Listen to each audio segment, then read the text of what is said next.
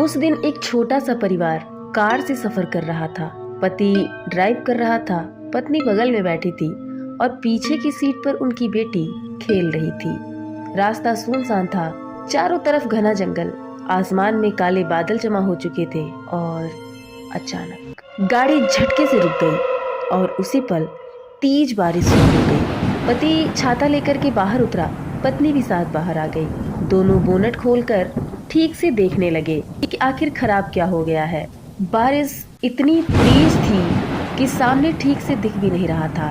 तभी पत्नी ने आंख उठाकर देखा, कुछ दूरी पर जंगल की तरफ एक छोटी सी परछाई चलती हुई दिखाई दी। उसका दिल बैठ गया।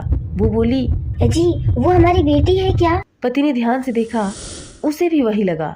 पत्नी जोर से चिल्लाई, बेटा रुक जाओ, उधर नहीं जाओ, अंधेरा है, कहाँ जा रही हो तुम? पति ने भी आवाज लगाई, लेकिन वो बच्ची न मुड़ी और न ही रुकी। बस बारिश में जंगल की तरफ चलती रही। बिना कुछ सोचे दोनों उसके पीछे जंगल में चले गए। जंगल के अंदर अंधेरा और गहरा था। पेड़ों के बीच लड़की की परछाई कभी दिखती, कभी गायब हो जाती।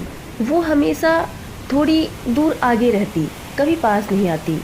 कुछ देर बाद दोनों जंगल के बीचों बीच पहुंच गए। वहाँ एक छोटा सा पुराना टूटा फूटा सा घर था और उसी घर के सामने वो लड़की अचानक से गायब हो गई। माँ बाप दोनों घबरा गए।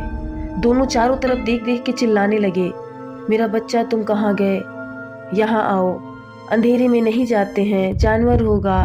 मतलब उसको डराने और पुचकारने के लिए बहुत सारी चीजें वो बोलने लगे। बारिश, हवा और सन्नाटा के अलावा वहाँ और कुछ नहीं दिख रहा था।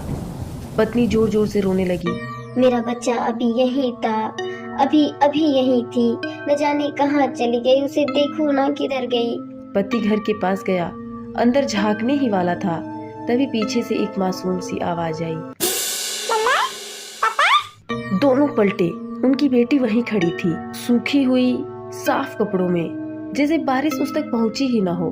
माँ ने कांपती हुई आवाज में पूछा, तुम यहाँ कैसे? बेटी हैरानी से बोली, आप लोग मुझे कार में अकेला छोड़कर यहाँ क्यों आ गए? दोनों के चेहरे तो जैसे पीले पड़ गए। पति ने धीमे से कहा, लेकिन तुम तो जंगल में जा रही थी ना? बेटी ने सिर हिलाया, नहीं पापा, मैं तो पूरी टाइम कार में बैठ के वेट कर रही थी आप लोगों का। उसी पल जंगल के उस घर में हल्की सी हंसी की आवाज आई।